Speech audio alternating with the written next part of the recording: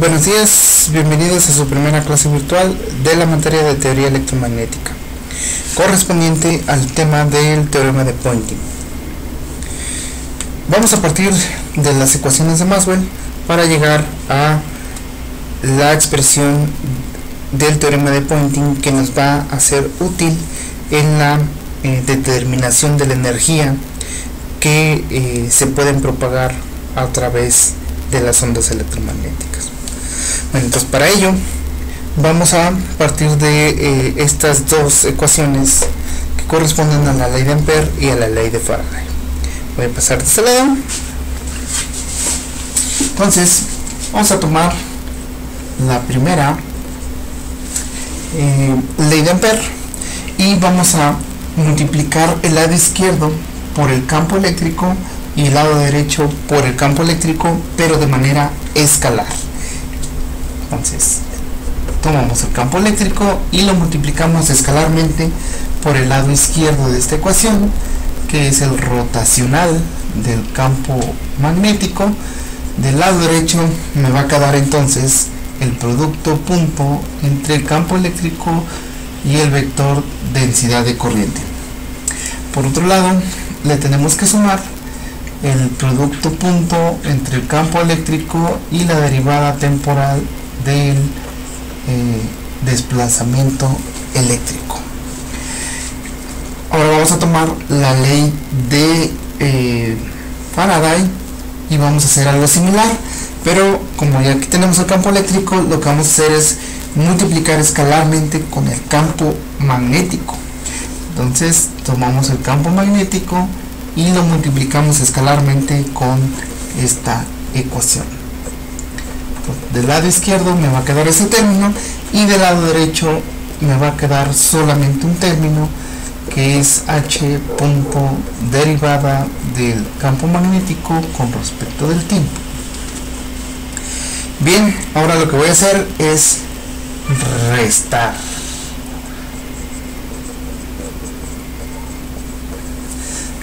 Rezamos esas dos ecuaciones y me va a quedar la resta. Entonces solamente voy a reescribir estos dos términos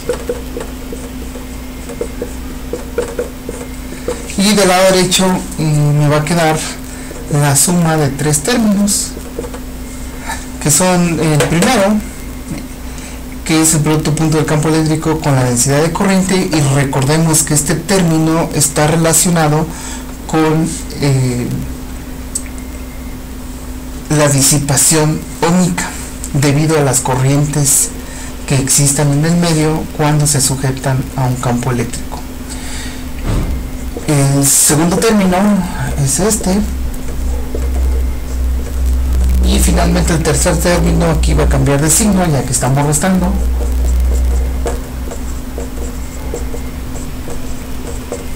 Muy bien, entonces ahora lo que voy a hacer es ocupar la identidad vectorial que tengo aquí arribita. Nótese que tenemos aquí un término y en la identidad aparece cambiado de signo, mientras que el segundo término aparece con el signo también cambiado. Entonces el lado izquierdo de esta igualdad va a ser el negativo de esta expresión que tenemos de la identidad vectorial. Entonces eso me queda, así me queda del lado izquierdo. En otro video les voy a dar la derivación de esta identidad vectorial para aquellos que gusten del cálculo vectorial. Bueno, entonces aquí me va a quedar de lado lo mismo, pero antes de seguir escribiendo el segundo y el tercer término voy a anotar lo siguiente, que el producto punto entre estos dos vectores es igual a la derivada con respecto del tiempo de el producto punto entre estos dos vectores dividido entre 2. Y bueno, ¿cómo demostramos esta identidad? Pues la podemos desarrollar de ambos lados. Bueno, del lado derecho podemos desarrollar esta derivada. Entonces, como es la derivada entre el producto de dos términos, aplica la regla del producto. ¿Qué es lo que hacemos? Primero dejamos el primer término, la constante pues sale, derivamos el primer término y dejamos el primer término sin derivar y derivamos el segundo, y luego le tenemos que sumar el resultado de ahora derivar el primer término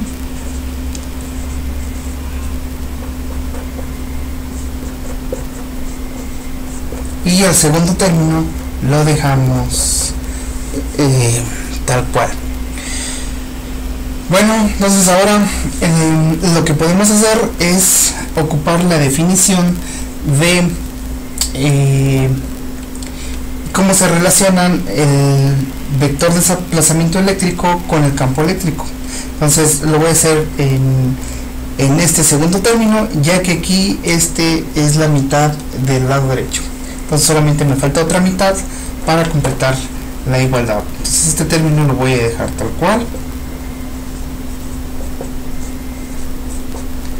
Y en el segundo voy a aplicar la definición de cómo se relaciona el campo eléctrico con el desplazamiento. Entonces el campo eléctrico es igual al desplazamiento dividido entre la permitividad dieléctrica del medio donde nos encontremos. Y el desplazamiento a su vez pues es igual al campo eléctrico multiplicada por la permitividad dieléctrica. Bien, entonces ahora lo que aquí tenemos es la derivada de este vector que está dividiendo, que está siendo dividido por una constante. La constante la puedo sacar de la expresión. Voy a escribir el primer término, que no le ha pasado nada. Entonces esta constante la sacamos porque es constante y me va a quedar la derivada temporal del vector desplazamiento por el producto punto del campo eléctrico que multiplica a la constante dieléctrica, y estas constantes dieléctricas se cancelan, por lo tanto me queda un término idéntico más otro término idéntico, es decir, dos mitades me da un entero, y por lo tanto esta identidad está correcta. Eso me permite escribir este término como la derivada temporal de el producto punto de estos dos vectorcitos dividido entre 2, de acuerdo a esta identidad que acabamos de mostrar. Lo mismo se puede hacer para este otro término, el cual va a quedar para ustedes que hagan de ejercicio. Entonces este otro término lo podemos escribir como el producto punto, la derivada temporal del producto punto entre estos dos vectores dividido entre 2. Muy bien, entonces ya casi acabamos, excepto que lo voy a reescribir de la siguiente manera, anotando lo siguiente. Voy a definir una nueva variable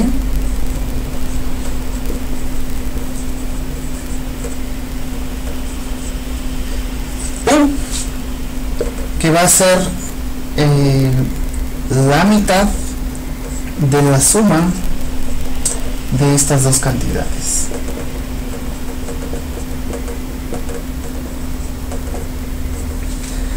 Entonces puedo reescribir esta ecuación de la siguiente manera. Me va a quedar, voy a mandar este término del lado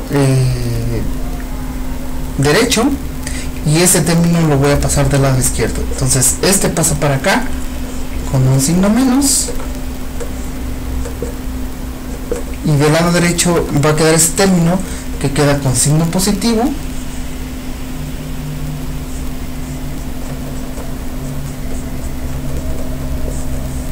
y finalmente queda la suma de estos dos términos, pero si utilizamos a esta nueva variable, lo que tenemos es la derivada temporal de dicha cantidad con respecto del tiempo. Y este es el resultado del teorema de Poynting. ¿Qué significa eso? Voy a escribir la ecuación que me describe la conservación de la carga, y eso lo acabamos de ver en las últimas clases. ¿Cuál era ella? Era que la divergencia de la densidad de corriente más la derivada temporal con respecto del tiempo de la densidad de carga, eso debe de ser igual a 0. Entonces noten cómo se parecen bastante esta ecuación que acabamos de obtener, que es el teorema de Poynting, y la conservación de la carga. Vamos a recordar que nos decía la conservación de la carga. La corriente, el vector densidad de corriente, nos dice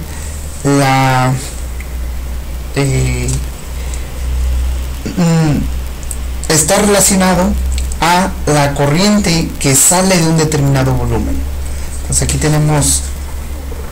podemos tener un pedacito de conductor, y entonces la corriente que sale de este conductor tiene que ver con la densidad de corriente, y ello va a causar que la carga que está dentro de este volumen cambie con respecto al tiempo. Entonces, si no hay carga encerrada dentro de este conductor, eso significa que la corriente que entra por aquí es la misma corriente que entra por acá. Y entonces, al ser la carga constante, este término es igual a 0, y consecuentemente la densidad, la divergencia de la densidad de corriente debe de ser igual a 0. Si por otro lado, de todas partes de este pedacito de un material, si por todos lados sale la corriente, entonces la corriente debe de originar un cambio en la carga que esté encerrada en dicho volumen. Por lo tanto, esta densidad de carga va a variar con el tiempo. Si la corriente está saliendo de este volumen, la densidad de carga debe de disminuir, porque es como si se estuviera descargando un capacitor. Bueno, eso era lo que significaba esta ecuación. Vamos a entonces entonces el punto importante es que este vector densidad de corriente nos dice la corriente que fluye por unidad de área fuera de un determinado volumen, y la cantidad que está aquí variando con respecto al tiempo es tiene que ver con la densidad de algo que está dentro de este volumen. Entonces, lo que tenemos aquí en nuestro resultado del teorema de Poynting, este término es la potencia disipada debido a las corrientes en movimiento. Les recuerdo que el campo eléctrico tiene que ver con el potencial eléctrico, es decir, con el voltaje, y la densidad de corriente tiene que ver con la corriente. Entonces aquí tenemos algo análogo a corriente por voltaje. Eso nos da potencia, y eso es la potencia disipada debido al flujo de corrientes. Por otro lado, y bueno, ya sabemos entonces que la potencia es la energía que fluye por unidad de tiempo por unidad de tiempo. Entonces, ¿qué significa este vector? Si se fijan, juega un papel análogo al vector densidad de corriente. Esto es igual a la cantidad de energía que fluye por unidad de área y por unidad de tiempo fuera de un determinado volumen. Y este término, esta U que tenemos aquí, juega un papel similar a la densidad de corriente. Entonces, si estamos hablando de energía, este término corresponde a la densidad de energía.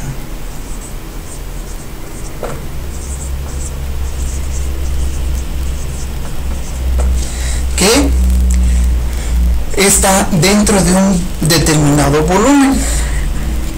Entonces aquí hablamos de densidad de carga, aquí hablamos de densidad de energía.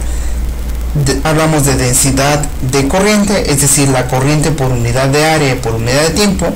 Entonces esta es la energía por unidad de área y por unidad de tiempo. Entonces, mientras que en la ecuación de conservación de la carga que está dentro de un volumen solamente tiene de dos sopas: o se queda dentro del volumen o se sale de ella. Entonces se queda dentro del volumen o se sale de ella. Mientras que en esta ecuación la energía tiene ahora de tres sopas: o se queda aquí en el volumen quietecita, como la energía que se queda en una batería o en un capacitor, o fluye hacia afuera en forma de un flujo de energía, o bien se transforma en calor. Entonces esta es la potencia, es decir, es la energía que se disipa en forma de calor. Esta es la energía que fluye hacia afuera de un determinado volumen y